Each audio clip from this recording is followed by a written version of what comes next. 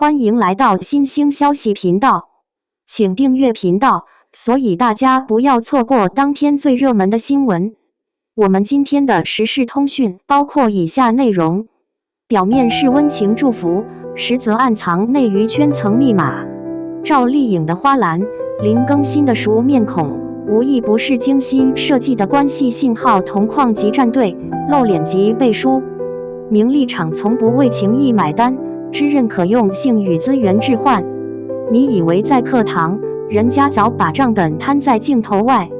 谢娜办演唱会这事本来没多大新闻含量，结果你看到了什么？赵丽颖给大哥送花篮，林更新那边还冒出个好兄弟死党小，在亲友家属团里晃悠，表面是祝福，底下全是暗线。内娱最擅长的就是把热闹当掩体，把关系当剧本。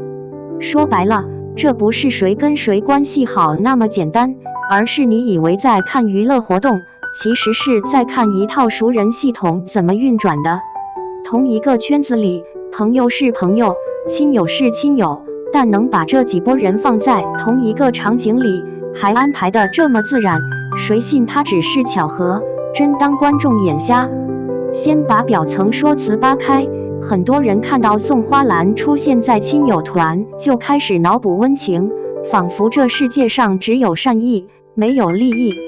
可娱乐圈的善意从来不白送，尤其是这种同框及宣言的场面，任何一次上台下台，花篮进场，亲友团露面，本质都是关系的公开展示。你问说明什么？那就说明人家不是临时起意凑热闹，是有人在用最省钱的方式给外界递信号，既不费力也不显眼，还能把某些人该看见的都看见。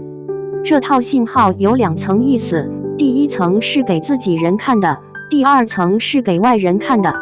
给自己人看的就是我们站一边，别装陌生，别在背后搞小动作，名分比情义更值钱。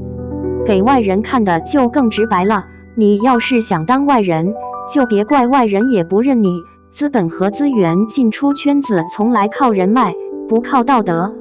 而当这种信号出现在赵丽颖这种量级的艺人身上，林更新这边又有熟人影子时，这种看起来很随意的组合，就更像是某种默认关系的外包宣传。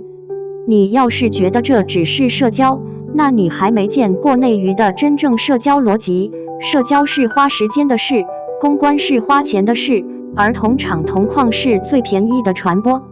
演唱会这种场合最怕的不是冷清，而是谁都来不了。来不了就代表你没圈子，没资源，没靠山。所以大家都懂一件事，能不能进亲友团不重要，重要的是你有没有被拍到，你有没有被放进传播链路里，哪怕只是一张花篮的角落照。下沉市场爱看热闹，上镜圈层爱看体面，营销号爱看话题，资本爱看战队，四方合力才把这个送花篮变成了关系证据。把这事揉碎，你会发现所谓亲友家属团根本不是普通意义上的朋友聚会，更像是一个现场的圈层检票口。谁能进，谁能占位，谁能被摄影师顺手扫到，谁能在观众的镜头里成为背景墙里最醒目的那块肉，这些都不是纯靠缘分。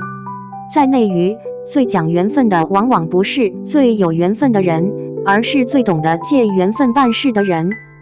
所以赵丽颖送花篮，林更新这边出现熟人影子，一家人这句网友狠话，其实在逻辑上并不算离谱，至少说明大家默认彼此存在联系。真正刺人的地方在于，这种联系往往不止情感层面，它更可能是合作层面、资源层面以及风险处理层面的缓冲垫。你以为艺人之间的来往是自由的，其实很多时候是彼此有用，用得上的时候你就出现，用不上的时候你就消失。而且内娱最会做的一点是，把互利包装成互相欣赏，把利益写成情谊，把算计涂成体面。这就是为什么你看到的永远是温暖同框，听到的永远是祝福到位，但你看不到的是合同条款、排他协议以及背后那堆对账单。要聊底层逻辑，我们就得选一个角度来拆，别在那儿感叹圈子小真热闹。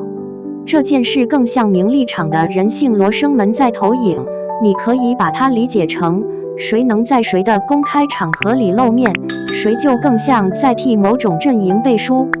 而这种背书往往跟后续资源倾斜、平台合作、剧组协作甚至公关都得有关，没那么浪漫，只有更现实。内娱里最常见的操作叫关系提纯，听着像玄学，其实就是把杂乱的人脉变成可控的圈层。提纯的办法不是靠你多善良，而是靠你多稳定的出现在对方需要的时候。需要的时候出现，你就被记住；不需要的时候不出现，你就会被替换。娱乐圈最不缺的就是替代品，缺的只是被允许站队的资格。所以谢娜的演唱会能成为一个展示平台，是因为它足够曝光，足够聚拢流量，也足够让各方体面地表达立场。再说得更狠一点，花篮就是低成本的同盟证书，你不需要上台讲2句，也不需要发长文表白，花篮摆在那儿，镜头扫到你了，舆论链条就会替你把关系写出来。营销号喜欢这种素材，因为它不用承担事实核验的成本，大家只要顺着看起来很熟往下编就行。而艺人团队更喜欢，因为它不会触碰太多敏感议题，不会招来直接对立，却能在潜规则层面完成交换。你再看零更新这边出现熟人小，这种亲友团的熟面孔往往是圈内关系的温度计。外行只会问谁啊，内行会看怎么会在这里，因为它的位置本身就是一种信息。这种信息不是为了让你知道某人是谁，而是为了让圈内的人知道你们彼此仍在同一张桌子上。桌子是谁搭的不重要，重要的是你有没有资格坐，没资格的人连桌边的椅子都不配看一眼。群像里最真实的不是明星，而是围观者。一部分观众会把它当糖吃，另一部分会当成阴谋猜谜，但第三部分更现实，他们开始在评论区盘算这是不是在暗示谁和谁不一样。这种盘算本身就能带来流量，因为流量不是来自事实，而是来自不确定性。网友最爱干的就是用脑补完成传播，再加上平台推送机制喜欢高情绪加高话题的内容，这种同框级关系的素材就会被反复搬运、剪辑、放大，直到真相被挤成噪音。编师对照组给你几个对照，你会发现这种同场同框等于站队暗示的路数在内娱早就不新鲜。比如当年某些顶流在朋友婚礼、综艺录制、节目录制时出现跟你想的不是一个圈的同框，结果第2天就会被营销号整理成关系网背后资本谁跟谁不合的版本。更狠的是，后来只要出一点风吹草动，舆论就会把之前的同框翻出来当证据，像翻旧账一样把锅扣在当事人头上。换句话说，同框不是为了温情，是为了未来有人需要你站位时，你已经有了过去履历。再比如，某些演员在剧组里对外表现的客客气气，对内却是明码标价的捆绑关系，开机发布会的站位，宣传期的互动次数，媒体通稿里谁被提得多，谁被压得少，这些都能变成谁更像主角的暗示。等到项目分账、资源置换，甚至后续二搭的时候，大家再把这些暗示拿出来算账。你以为是感情好，人家算的是能不能一起扛风险。内娱这套逻辑从来不靠真心，靠的是可预期性。可预期就意味着合同执行成本低，舆论风险可控。还有一种最经典的场景是危机公关前的关系修复同框。很多艺人出事后会立刻制造我仍被朋友支持的画面，比如同场活动、社交媒体互动，甚至不经意露面。这不是洗白的开始，但通常是洗白的筹码，因为你让公众先建立他们还是一家人的直觉，那么后面再发生什么争议时，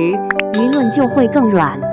你看现在这个局面，虽然不是典型塌房危机，但他用的是同一类逻辑，先把关系做实，再让外界默认彼此不会背刺太狠。把时间拉回到更本质的层面，内娱的名利场本质上是可交换的社会信用。你跟谁关系好，不是因为你人品多好，而是你在关键节点上能不能兑现承诺。关键节点是什么？合作能不能顺，资源能不能给，舆论能不能控，风险能不能兜，这些才是大家真正看重的东西。所以你看到花篮、亲友团、熟人同行，本质都是在构建社会信用的可见凭证。心理学角度也很简单，群体会用观察到的关系行为来判断关系背后的规则。当公众反复看到某些组合在同一个场景里出现，哪怕他们没讲任何实质信息，公众也会默认他们有共识。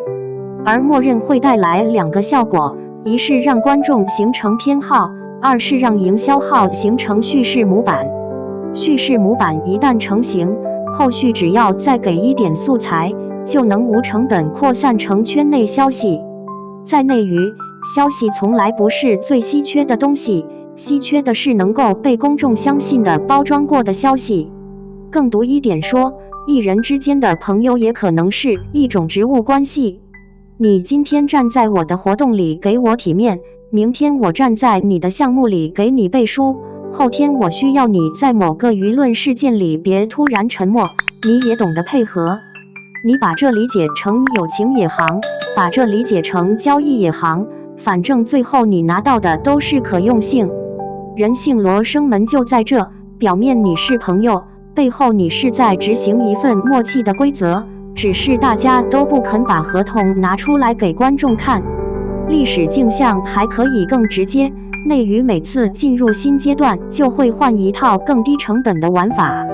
早些年大家靠请客吃饭私下合作建立圈层，后来靠综艺同台，再后来靠社交媒体互动和同框。